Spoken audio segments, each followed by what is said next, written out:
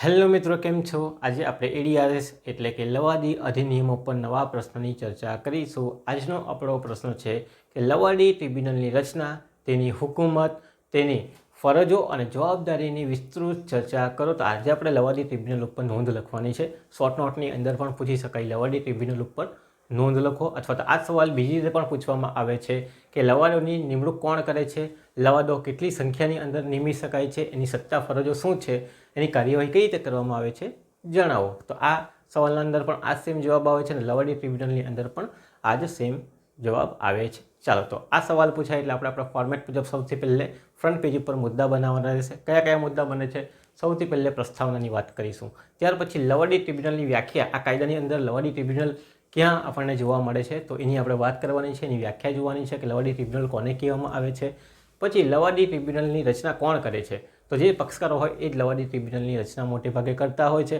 ઘણી વખત મુખ્ય ન્યાયાધીશ છે એની પણ ઇન્વોલ્વમેન્ટ આપણને જોવા મળે છે. એ આપણે જ્યારે આવશે ત્યારે જોઈએ.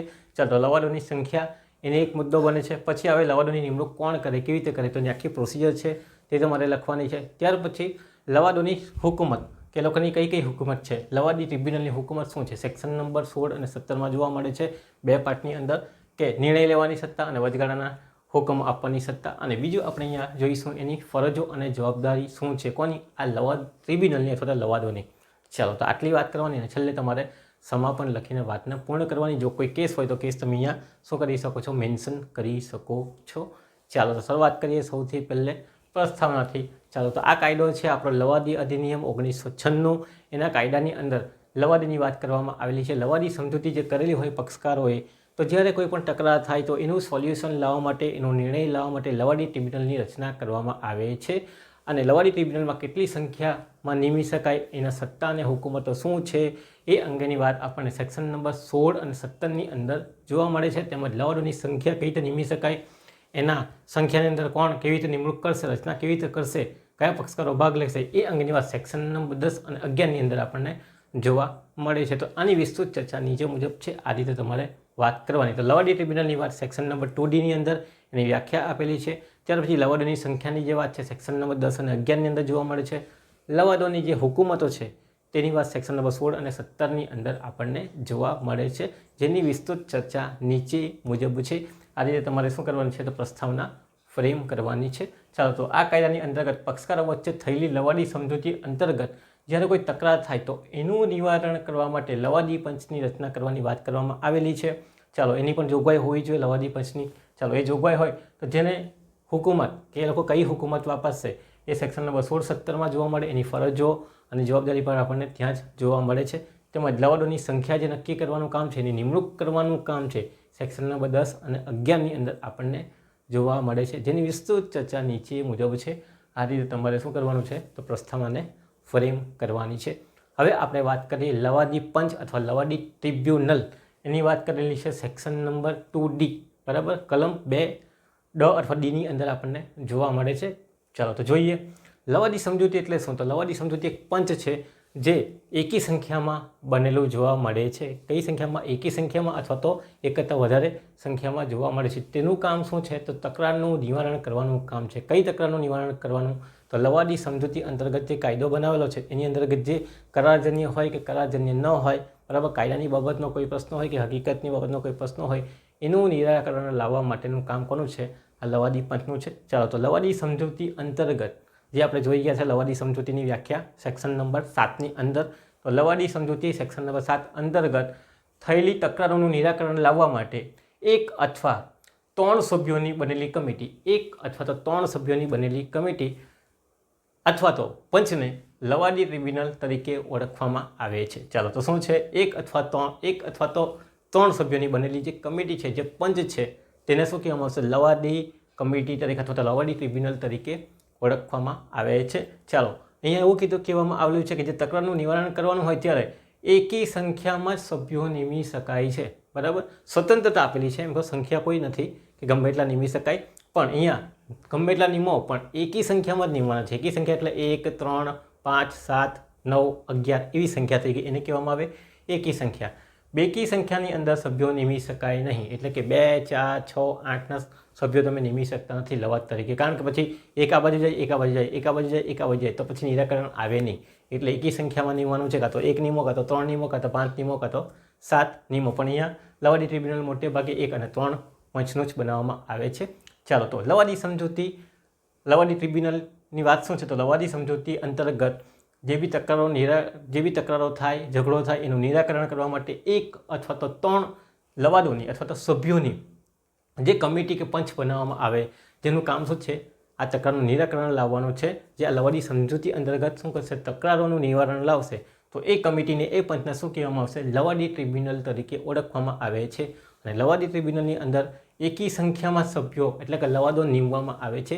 બેકી સંખ્યામાં લવાદો કે સભ્યો નીમી શકાતા નથી. તો આટલી વાત તમારે શાની અંદર લખવાની છે? સેક્શન નંબર 2D, બરાબર, લવાદી ટ્રિબ્યુનલની અંદર લખવાની રહે છે. ચાલો, હવે આપણે વાત કરીએ બીજી, તો લવાદી સંખ્યા. લવાદીની કેટલી સંખ્યા નિમી શકાય? ઓલરેડી મેં ઉપર વાત કરી ગયો છે, 1, 3ની જ વાત છે, પણ અહીંયા 1, 3 કરતાં વિસ્તૃત માહિતી આપણને જોવા મળે. શું છે? સંખ્યા નક્કી કરવાની સ્વતંત્રતા છે, એટલે કે ગમે એટલી સંખ્યા તમે નક્કી કરી શકો છો લવાદની, પણ મોટે ભાગે 1 હોય કાં તો 3, પછી ખર્ચો ભારી પડી જાય ને બધાને પોષવાનો, એટલે 1 હોય કાં તો 3 હોય. એટલે સંખ્યા નક્કી કરવાની સ્વતંત્રતા આપવામાં આવેલી છે. કોને? આ જે પક્ષકારો છે, જે લવાદી સમજૂતીમાં જોડાયેલા હોય તે. પરંતુ એકી સંખ્યામાં જ લવાદો નિમી શકાય. અહીંયા આપણને મર્યાદા જોવા મળે કે એકી સંખ્યામાં જ તમારે શું કરવાની છે? તો લવાદોની સંખ્યા નિમવાની છે. 1 હોઈ શકે, 3 હોઈ શકે, 5 હોઈ શકે, 7 હોઈ શકે, પણ પછી બધાને બોલાવવાનો, એનો ખર્ચો ભારી પડી જાય, તકલીફવાળું કામ જોવા મળે. એટલે 1 હોય કાં તો 3 હોય, એવું આપણને અહીંયા જોવા મળે. ચાલો, તો સંખ્યા નક્કી કરવાની સ્વતંત્રતા છે, ગમે એટલી સંખ્યા તમે નક્કી કરી શકો, કોઈ મર્યાદા અહીંયા આપેલી નથી. પણ એક મર્યાદા આપેલી છે કે એકી સંખ્યામાં જ હોવી જોઈએ. બીજી મર્યાદા આપણને શું જોવા મળે? કે બેકી સંખ્યામાં નિમી શકાય નહીં, એટલે કે બેકી આંકડાની અંદર તમે લવાદો મૂકી શકતા નથી, કાં તો 2, 4, 6, 8 એવી સંખ્યા તમે અહીંયા રાખી શકો નહીં લવાદોની, કારણ કે એક પક્ષકાર બીજી તરફ જશે, બીજો પક્ષકાર બીજી તરફ જશે, તો પછી નિર્ણય કોના પક્ષમાં જવાનો? તો ત્યારે તકલીફનું કામ આવે, તકરારનું નિવારણ થતું નથી. અહીંયા ચોખ્ખી વાત કરેલી છે કે એકી સંખ્યામાં નિમો, બેકી સંખ્યામાં નિમવાની જરૂરિયાત નથી, પણ તમને સ્વતંત્રતા આપેલી છે કે તમે ગમે એટલી સંખ્યામાં લવાદોની નિમણૂક કરી શકો છો, પણ મોટે ભાગે 1 અથવા તો 3ની નિમણૂક કરવામાં આવે છે. મેં તમને કહી ગયો ખર્ચો એની વાત છે. તો લવાદીની સંખ્યા કલમ નંબર 10ની અંદર આપણને જોવા મળે. કેટલી છે? એકી સંખ્યામાં નિમી શકાય, ગમે એટલી નિમી શકાય, પણ બેકી સંખ્યામાં નિમી શકાય નહીં. તો આટલી 3 વાત તમારે અહીંયા લખવાની. મોટે ભાગે 1 અને 3 નિમવામાં આવે. બીજી વાત આગળ આપણે મુદ્દો બનાવીને કરવાનું છે કે લવાદોની નિમણૂક કોણ કરે, કેવી રીતે કરવામાં આવે? તો સેક્શન નંબર 11ની અંદર લવાદોની નિમણૂકની વાત કરવામાં આવેલી છે. આ લવાદી ટ્રિબ્યુનલ એ જ લવાદ છે, બરાબર, એના અંદરના જે માણસો છે તેને જ લવાદી કહેવામાં આવે છે. તો ધ્યાનમાં રાખજો, આ લવાદી ટ્રિબ્યુનલ અને લવાદ અલગ અલગ નથી, લવાદી અલગ અલગ નથી, એક જ છે, બરાબર. પણ લવાદી ટ્રિબ્યુનલની અંદર 1 કરતાં વધારે સભ્યો હોય એટલું જ છે. અહીંયા પણ 1 કરતાં વધારે સભ્યોની જ વાત કરેલી છે. કાં તો 1 નિમો તો બી લવાદી ટ્રિબ્યુનલ કહેવાય, કાં તો 3 નિમો તો પણ લવાદી ટ્રિબ્યુનલ જ કહેવામાં આવે. ઓકે, ચાલો, તો જે પક્ષકારો આ લવાદ સમજૂતીની અંદર જોડાયેલા હોય, જેની અંદર તકરાર ઉદ્ભવેલી હોય, જે પક્ષકારો વચ્ચે એ લોકો એની નિમણૂક મોટે ભાગે કરતા હોય, કોઈ બહારની વ્યક્તિ કરતો નથી. તો લવાદોની નિમણૂક સેક્શન નંબર 11ની અંદર એની વાત કરવામાં આવેલી છે કે લવાદોની નિમણૂક કોણ કરે છે. ચાલો, તો પહેલા મુદ્દાની વાત કરીએ. પક્ષકારોની સંમતિથી લવાદીની નિમણૂક કરવામાં આવે છે. કયા પક્ષકારો ભાઈ? તો આ જે લવાદી સમજૂતીની અંદર જે જોડાયેલા છે, 1 હોય, 2 હોય, 3 હોય કે વધારે પણ હોઈ શકે, તો એ પક્ષકારો કોની નિમણૂક કરશે? આ લવાદોની નિમણૂક કરશે. પણ કેવી રીતે કરશે? પાછા સંમતિથી. તો આપણે અંડરલાઈન કરી દેવાનું છે ભાઈ કે સંમતિથી લવાદોની નિમણૂક થશે. કોની સંમતિથી? પક્ષકારોની સંમતિથી, જે જોડાયેલા હોય લવાદી સમજૂતીની અંદર, જેની વચ્ચે આ તકરાર ઉદ્ભવેલી હોય એવા. ઓકે, ચાલો, તો આ વાત આપણે લખી દીધી. પક્ષકારોની સંમતિથી લવાદીની નિમણૂક કરવામાં આવે છે. ચાલો, હવે વાત આવે લવાદીની સંખ્યા કેટલી રાખવાની. ચાલો, મેં તમને કહી ગયું આગળ, પણ 1 સંખ્યા અને 3 સંખ્યા. પણ આની નિમણૂક કેવી રીતે કરવાની? ચાલો, એક જ લવાદી નિમવાનો હોય, તો અહીંયા આપણને આપેલું છે કે એક પક્ષકાર અને બીજો પક્ષકાર બંને સાથે મળીને સંમતિ આપીને કોઈ બી એક વ્યક્તિની નિમણૂક કરી શકે છે. દાખલા તરીકે આ ભાઈ છે શાહરૂખ ખાન, આ ભાઈ છે સલમાન ખાન. નક્કી કરે કે ભાઈ આપણે આમિર ખાનને લવાદ તરીકે નિમીએ, બંને સંમત છે, પાછા કોઈને વાંધો વચકો નથી, તો સીધી આમિર ખાનની નિમણૂક એ લોકો કરી નાખે છે. એનો મતલબ કે સંમતિથી એક લવાદની નિમણૂક બંને પક્ષકાર કરી શકે છે. તો એક લવાદી બંનેની સંમતિથી નિમી શકાય છે, બંનેની સંમતિથી. ઉપર તો આપણે વાત કરી જ ગયા કે સંમતિથી નિમવામાં આવે છે, પણ એક સંખ્યા હોય, લવાદની સંખ્યા એક જ હોય, તો બંને પક્ષકારોની સંમતિ લેવામાં આવે અને પછી એની નિમણૂક કરવામાં આવે. આ ચાહો તો તમે ચાર્ટ દોરી શકો છો. એક લવાદી એની અંદર એક પક્ષકાર છે, બીજો પક્ષકાર છે, બંનેની સંમતિથી શું કરવામાં આવેલી છે? તો નિમણૂક કરવામાં આવેલી. ત્યારે એક લવાદની સંખ્યા કેટલી હોય? 1 હોય, બરાબર? ત્યારે પણ જો લવાદની સંખ્યા 3 હોય તો શું? બરાબર ને? ત્યારે શું કરવાનું? એટલે 3 લવાદ નિમવાના છે. ચાલો એની પણ ટેકનિક અંદર આપેલી છે નિમણૂક કરવા માટે. શું કીધેલું છે કે જ્યારે 3 લવાદીની નિમણૂક કરવામાં આવે, એટલે કે 3 સંખ્યામાં રાખવામાં આવે, તો એક પક્ષકાર શું કરે? એક પક્ષકાર પોતે શું કરશે? તો એક લવાદ નિમશે. બીજો પક્ષકાર પોતે શું કરશે? એક લવાદ નિમશે. પછી બચ્યો કોણ? તો ત્રીજો પક્ષકાર બચ્યો. ત્રીજો પક્ષકાર કેવી રીતે નિમવામાં આવે, અથવા તો ત્રીજો લવાદ કઈ રીતે નિમવામાં આવે? તો ત્રીજો પક્ષકાર, આ ત્રીજો જે લવાદ છે, તો આ બંને પક્ષકારે જે એ અને બી લવાદ નિમા, તો એ અને બી મળીને શું કરશે? ત્રીજો જે લવાદ છે એની નિમણૂક કરે છે. બરાબર? ચાલો તો શું હતું? ફરી પાછું જોઈ લઈએ કે આ લવાદી છે તેની નિમણૂક એક પક્ષકારે કરી, બી લવાદી છે એની નિમણૂક કોઈ બીજા પક્ષકારે કરી. બંને બે તો નિમી નાખ્યા એક એક પોતાની તરફથી, બરાબર? પણ આ જે ત્રીજો લવાદ છે સી નંબરનો, એની નિમણૂક કેવી રીતે થાય? તો આજે એ ને બી જે લવાદ નિમવામાં આવેલા છે એ બંને મળીને શું કરશે? આ ત્રીજા લવાદને નિમશે. અને એ ત્રીજો લવાદ શું બનશે? અધ્યક્ષ બનશે, મહત્વનો મેન કડી બનશે. બરાબર? કોઈ પણ પક્ષાની નિમણૂક કરી શકાય છે, પણ આ બંને મળીને નિમશે. બરાબર? તો આ વાત અંદર કરી દે. પણ ઘણી વખત એવું બી થાય, એને સી નહીં ગમતો હોય અથવા તો બીને સી નહીં ગમતો હોય, એવું પણ થાય. બંનેને ઈચ્છા નહીં હોય નિમવાની કે કોને નિમીએ, ત્યારે તકલીફ ઉદ્ભવે. તો તે તકલીફ ન ઉદ્ભવે એનું પણ નિરાકરણ આપેલું છે. ચાલો તો જોઈએ કેવી રીતે નિરાકરણ. પર પહેલાં આપણે સમજી લઈએ છીએ કે ત્રીજો લવાદી નિમવાનો હોય તો એક પક્ષકાર એક લવાદ નિમશે, બીજો પક્ષકાર એક લવાદ નિમશે, અને આ જે નિમાયેલા બંને લવાદ છે એ ત્રીજા લવાદની નિમણૂક કરે છે. ઓકે, અહીંયા આપણે ચાર્ટ બતાવી દીધો છે તે રીતે. ચાલો, જે શું કરશે? અધ્યક્ષનું કામ કરે. પણ તકલીફ શું પડે કે આ યાર એ અને બી બંને જે નવા લવાદ છે નિમેલા છે, એમને લાગે કે સી વ્યક્તિ બરાબર નહીં મળે અથવા સી લવાદ બરાબર નહીં મળે, શું કરીએ? તો ત્યારે તકલીફ શું થાય? તો બંને પક્ષકારોની હજીથી 30 દિવસમાં ત્રીજો લવાદ નિમવામાં કેટલો ટાઈમ છે? બંને પાસે 30 દિવસનો ટાઈમ છે. કોના પાસે? આજે એ અને બી નવા લવાદ છે એ બંને પાસે કેટલા દિવસનો ટાઈમ છે? જોવા જઈએ તો 30 દિવસનો ટાઈમ છે. 30 દિવસમાં એમણે નિમવો પડશે. કોને? આ સીને. પણ મેં તમને કીધું ને, એને તકલીફ છે સી હાથે, બીને તકલીફ છે સી હાથે, તો નિમાય નહીં. તો તેવા સંજોગોની અંદર જો નહીં નિમાય તો શું કરવાનું છે? જો આ પક્ષકારો 30 દિવસમાં આ સી લવાદની નિમણૂક ન કરે, ત્રીજા લવાદની નિમણૂક ન કરે, તો 30 દિવસમાં નિષ્ફળ જાય તો પક્ષકારોની વિનંતીથી મુખ્ય ન્યાયાધીશ કોણ છે? હાઈકોર્ટનો અથવા તો સુપ્રીમ કોર્ટનો, બંનેમાંથી કોઈ પણ હોઈ શકે છે. તો મુખ્ય ન્યાયાધીશ કોઈ વ્યક્તિ કે સંસ્થાને લવાદ બનાવશે. તો આ ત્રીજા પક્ષકાર તરીકે કોણ આવશે? કોઈ એક વ્યક્તિ આવી શકે અથવા સંસ્થા આવશે. એની નિમણૂક કોણ કરે? તો આ જે મુખ્ય ન્યાયાધીશ છે એ કરશે, અને એ અધ્યક્ષનું કામ કરશે. ઓકે, તો આ વાત છે.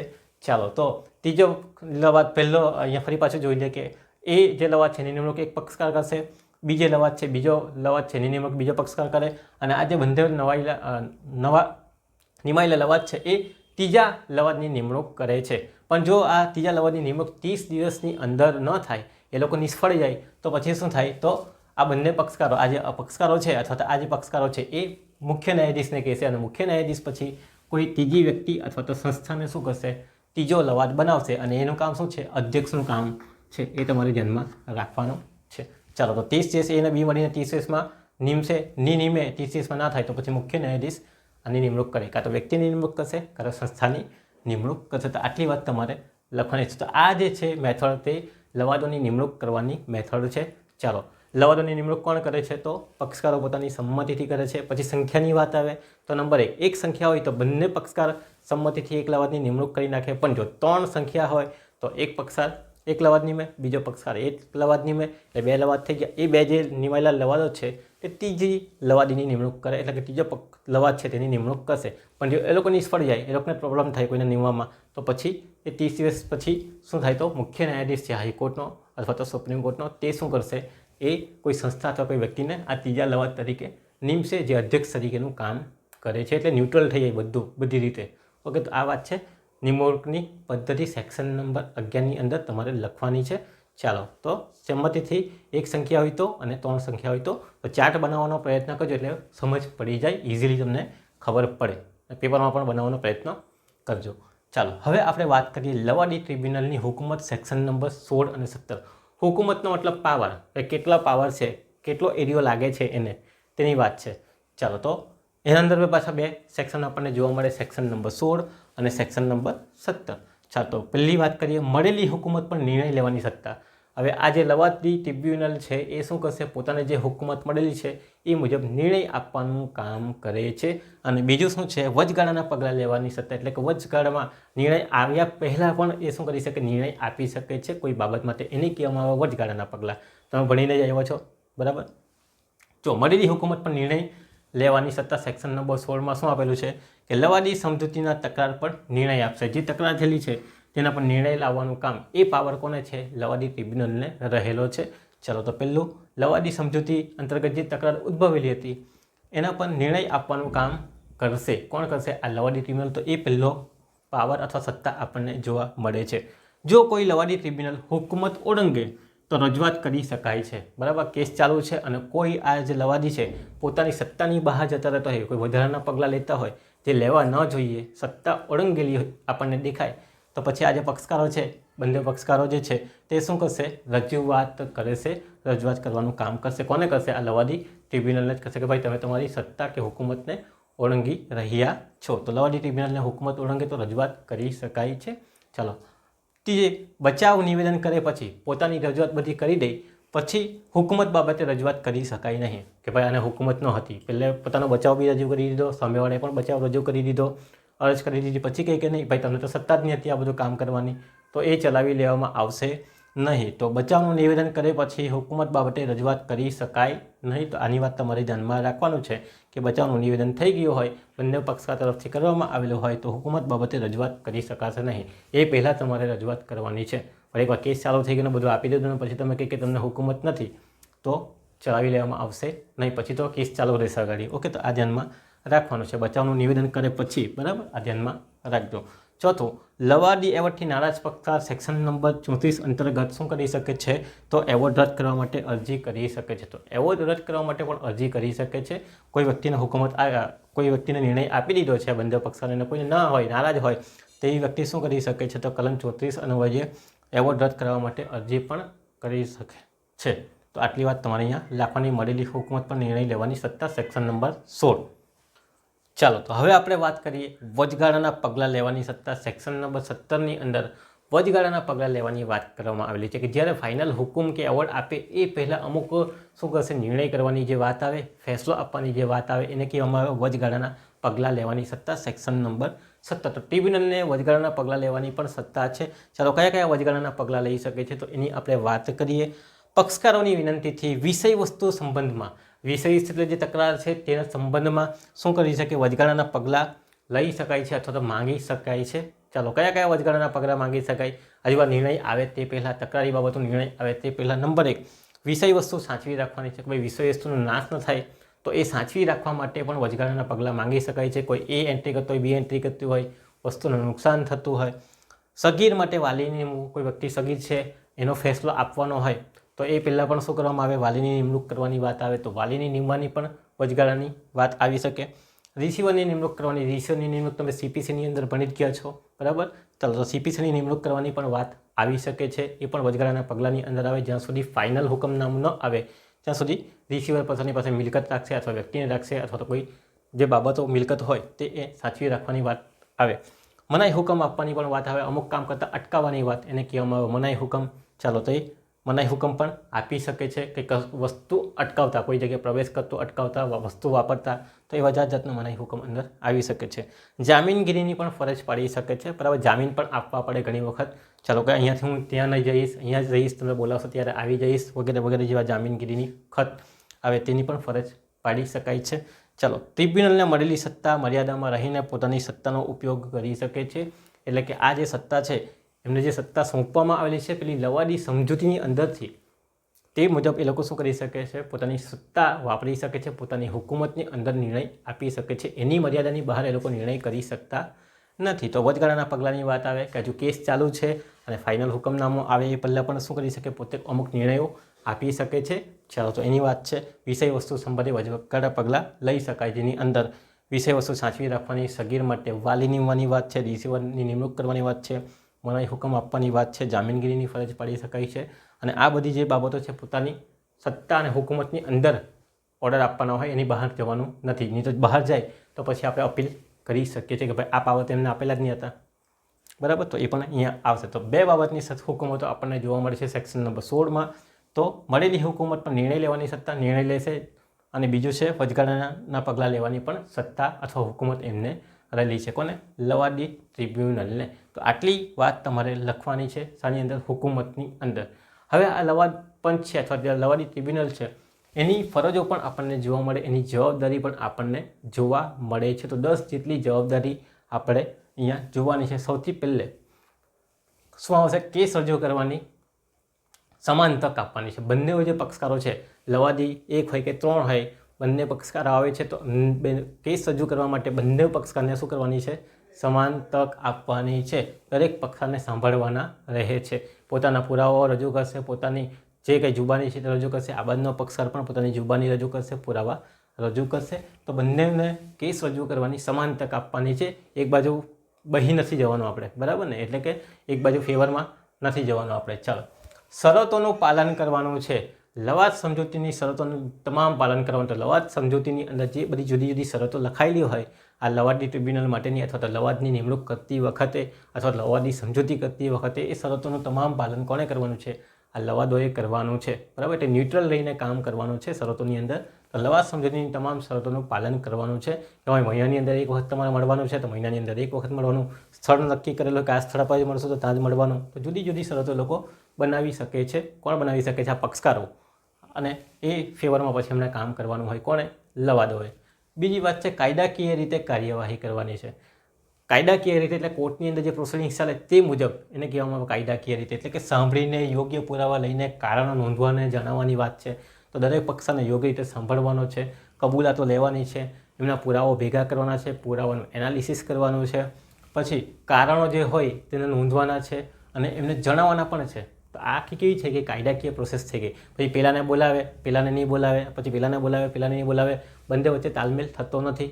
કોને સાંભળે, કોને નહીં સાંભળે, તો એક તરફમાં જવાની શક્યતા રહી, એક પક્ષમાં જવાની શક્યતા રહી. તો કાયદાકીય રીતે કાર્યવાહી કરવાની છે, જે કોર્ટની અંદર પ્રોસિડિંગ્સ ચાલતી હોય તે રીતે. ચાલો, એમાં શું થાય? પહેલાં સમન્સ મોકલવામાં આવે, એટલે કે નોટિસ મોકલવામાં આવે. અને નોટિસ આવે, સમન્સ નહીં આવે. નોટિસ મોકલાવે, બોલાવે, હોય તમારે આ તારીખે આવવાનું છે, આટલા વાગે મળવાના છે, વગેરે વગેરે. તો આ કાયદાકીય કાર્યવાહી થઈ જાય. બીજું, સમાન રીતે વર્તન કરવાનું છે. દરેક પક્ષકાર વચ્ચે દરેક પક્ષકારને સંમતિ સંધાય તે રીતે સમાન વર્તન કરવાનું છે. એટલે કે ન્યાયિક રીતે વર્તન કરવાનું છે. બરાબર, નિષ્પક્ષ રહીને કામ કરવાનું છે. એ પેલો મારો મિત્ર છે એટલે પેલી બાજુના ફેવરમાં જાઉં, ને આ મારો મિત્ર છે તો આ બાજુના ફેવરમાં જાઉં, એવું હોવું જોઈએ નહીં. નિષ્પક્ષ રહીને કામ કરવાનું, એટલે કે ન્યાયિક રીતે વર્તન કરવું. એક પક્ષ તરફ ઝુકાવ ન રાખીને સમાન રીતે વર્તન તમારે દાખવવાનું છે. એટલે કે નિષ્પક્ષ રહીને તમારે કામ કરવાનું છે, જેને કહેવામાં આવે સમાન રીતે વર્તન કરવું. તો લવાદે પણ આ ધ્યાનમાં રાખીને કામ કરવાનું રહે છે. બીજું, પક્ષકારોને સાંભળવા, માહિતીથી વાકેફ કરવા.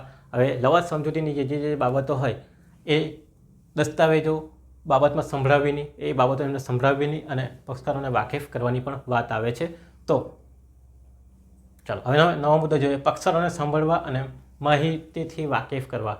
આ પક્ષકારો જે આવ્યા છે એમને સાંભળવાના છે. બરાબર, કઈ બાબતમાં તકલીફ છે, કઈ બાબતમાં તકરાર છે, શું કારણો છે, તો એમને સાંભળવાના છે.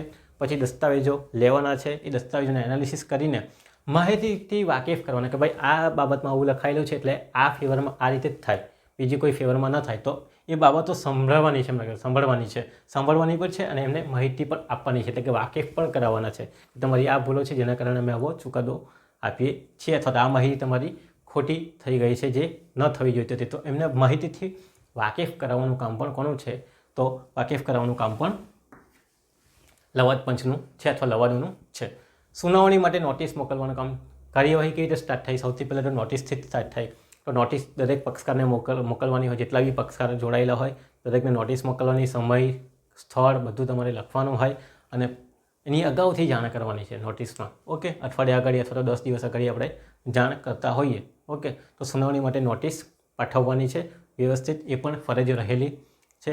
કારણો દર્શાવીને ફેસલો આપવાનો. જ્યારે પણ તમે કાર્યવાહી કરતા હોય આ લવાદીઓ, તો કારણો દર્શાવીને હોય. એમને એમ ફેસલો અપાય નહીં કે આને સજા કરી દઈએ, આ મિલકત આને સોંપી દઈએ છે. કેમ સોંપી દઈએ છે?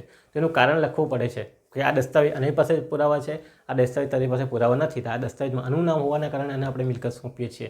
આ કારણ થઈ ગયું. તો આ ફેસલો કેમ આપે છે, આવો ફેસલો કેમ આપ્યો, આવો ચુકાદો કેમ આપ્યો, એના કારણો દર્શાવવા જોઈએ, જેથી ભવિષ્યની અંદર તકરાર ટાળી શકાય અને એનું સોલ્યુશન ઝટકાની અંદર આવી જાય, એટલે સરળતાથી આવી જાય એમ કહેવા માંગીએ.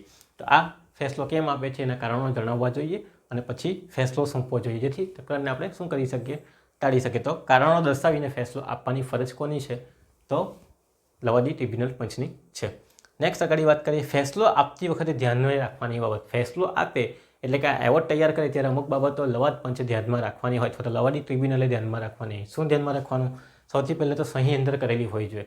સહી વગર તો નક્કામોટ થઈ જાય. એટલે બંને જે લવાદો છે, સોરી 3 જે અથવા તો એક લવાદ છે એને સાઇન કરવાની છે, તારીખ લખવાની છે, કઈ તારીખથી અમલમાં થાય છે, કારણો દર્શાવવાના છે, સ્થળ લખવાનું છે, લવાદી ખર્ચ કોણે ભોગવવાનું છે અથવા તો કાનૂની ખર્ચ કોણે ભોગવવાનો છે, કઈ શરત મુજબ અમલીકરણ કરવાનું છે એ પણ અંદર જણાવવાનું છે. એમને એમ ખાલી સાઇન કરીને આપી દસી દેવાનું. અંદર સાઇન કરવાની છે, તારીખ લખવાની છે, કારણો લખવાનું છે, સ્થળ લખવાનું છે, લવાદી ખર્ચ કોણ ભોગવશે એ પણ લખવાનું છે, કાનૂની ખર્ચ કોણે ભોગવવાના, કેટલા ભોગવવાના એ પણ અંદર દર્શાવવામાં આવે છે. બરાબર. આ લવાદોની નિમણૂક કરેલી છે તો એમને પૈસા તો આપવા પડશે ને, પગાર તો આપવો પડશે, એમને એમ તો આવશે નહીં. બરાબર. ચાલો, તો એ શરતો પણ અંદર જણાવવી જોઈએ. ચાલો, શરતો કઈ? આ બધી ફેસલો આપે તેની શરતો. ચાલો નેક્સ્ટ આગળ વાત કરીએ તો પક્ષકારની સહી લઈને એવોર્ડ આપવા. એમને એમ એવોર્ડ નથી આપવાનો. પક્ષકારોની સહી અંદર કરાવવાની છે, તારીખ લખવાની છે અને પછી એમને એવોર્ડ આપવાનો છે. ઓકે, તો ધ્યાનમાં રાખજો, જ્યારે એવોર્ડ આ સોંપવામાં આવે ત્યારે પક્ષકારોની અંદર સહી લેવાની ફરજ કોની છે?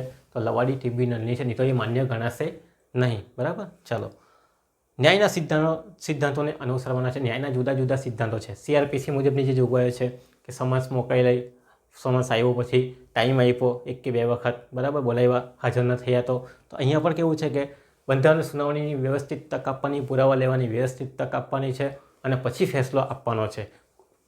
કુદરતી ન્યાયના સિદ્ધાંતનું પાલન અહીંયા થવું જોઈએ. કુદરતી ન્યાયના સિદ્ધાંતનું પાલન આપણે એડમિનિસ્ટ્રેટિવ લોની અંદર ભણી ગયા છે કે સુનાવણીની તક આપવાની છે, એ બધી બાબતો અંદર આવે. પુરાવા લેવાનો છે, જુબાની વ્યવસ્થિત રીતે લેવાની છે, એક પક્ષ નિષ્પક્ષ રહેવાનું છે, બરાબર, એક પક્ષ તરફ ઝુકાવ હોવો જોઈએ નહીં. તો એ બધા સિદ્ધાંતો અહીંયા લાગુ પડે. તો તમામ ન્યાયના સિદ્ધાંતો, જેમાં કુદરતી ન્યાયના કાનૂનનું પાલન કરવાનું, સુનાવણીની તક આપવાની, પ્રક્રિયા યોગ્ય રીતે કરવાની છે, તપાસ યોગ્ય રીતે કરવાની છે, પુરાવા યોગ્ય રીતે લેવાના છે, એને નોંધવાના છે, એનું એનાલિસિસ કરવાનું છે. તો આ શું છે? કુદરતી સિદ્ધાંતો અનુસરવાની વાત છે. તો આ લવાદી પંચ શું કરશે? આ કુદરતી સિદ્ધાંતને પણ અનુસરશે. ઓકે, તો આટલા જે મુદ્દા જે છે એ ફરજો અને જવાબદારીની અંદર આવે છે.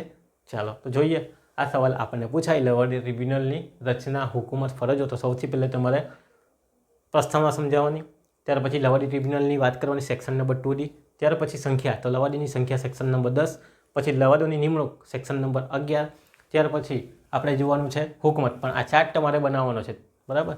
લવાદી ટ્રિબ્યુનલની હુકુમતમાં 2 હુકુમત છે, નિર્ણય કરવાની હુકુમત અને બીજી વચગાળાને નિર્ણય લેવાની અથવા તો વચગાળાના પગલાં લેવાની સત્તા અથવા તો હુકુમત. પછી ફરજો અને જવાબદારી. તો કઈ કઈ ફરજ છે? તો પહેલી ફરજ આપણે જોઈ ગયા, કેસ રજૂ કરવાની, સમાન તક આપવાની, બધી શરતોનું પાલન કરવાનું છે, કાયદાકીય કાર્યવાહી કરવાની, સમાન રીતે વર્તન કરવાનું છે, પક્ષકારોને સાંભળવાના અને માહિતીથી વાકેફ કરાવવાના છે, સુનાવણી માટે નોટિસ આપવાની છે, કારણો દર્શાવીને ફેસલો આપવાનો છે.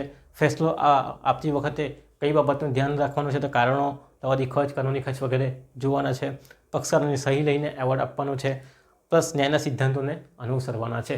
આ પણ કોર્ટ જેવું જ છે, પણ લવાદી દ્વારા આનું ડિસિઝન આપવામાં આવે એટલે કે તકરારનું નિવારણ કરવામાં આવે છે. અને પછી છેલ્લે તમારે શું લખવાનું છે? તો કન્ક્લુઝન અથવા તો સમાપન લખવાનું છે કે જ્યારે લવાદી સમજૂતીમાં જે પક્ષકાર વચ્ચે કોઈ તકરાર ઉદ્ભવેલી હોય, તે પછી હકીકતની બાબતો હોય, કોઈ કારણની બાબતો હોય, કોઈ અડકતનની બાબતો હોય, બરાબર, અથવા પૈસાની મેટર હોય અથવા તો કોઈ કાયદાકીય મેટર હોય, તો એનું સોલ્યુશન કોના દ્વારા લાવવામાં આવે છે? લવાદી ટ્રિબ્યુનલ દ્વારા લાવવામાં આવે છે. આ લવાદી ટ્રિબ્યુનલની અંદર જે લવાદો છે એની નિમણૂક પણ કોણ કરે છે? તો એની નિમણૂક પણ આ જે તે પક્ષકારો દ્વારા કરવામાં આવે છે, જે શું કરશે? આ તકરારનું સોલ્યુશન લાવવામાં મહત્ત્વનો ભાગ ભજવે, જેથી આપણે કોર્ટનો ટાઈમ ઓછો થઈ જાય, વધારે ટાઈમ ન વેસ્ટ થાય. જો કોર્ટમાં જે કેસ દાખલ કરશું ક્યારે એનું સોલ્યુશન આવશે, જ્યારે લવાદી ટ્રિબ્યુનલ શું કરશે? આપણને ફટાફટ નિર્ણય અપાવી શકે છે. તો આ એક મહત્ત્વની બાબતો આપણા માટે રહેલી છે. એના માટે જ આ કાયદો બનાવેલો કે કોર્ટનો સમય ન બગડે અને ઝડપથી આપણે કેસનો નિકાલ લાવીએ, નિર્ણય લાવીએ, એના માટે લવાદી નિમણૂક કરવામાં આવે છે અથવા લવાદીનો કાયદો બનાવવામાં આવેલો છે. ચાલો, તો આટલી વાત તમારે શાની અંદર લખવાની છે? આ ક્વેશ્ચન પૂછાય તો લખવાની છે, વ્યવસ્થિત રીતે લખજો. ઓકે, ચાલો, બીજા સવાલ સાથે આપણે ફરી પાછા મળીશું. ત્યાં સુધી તમારો આભાર.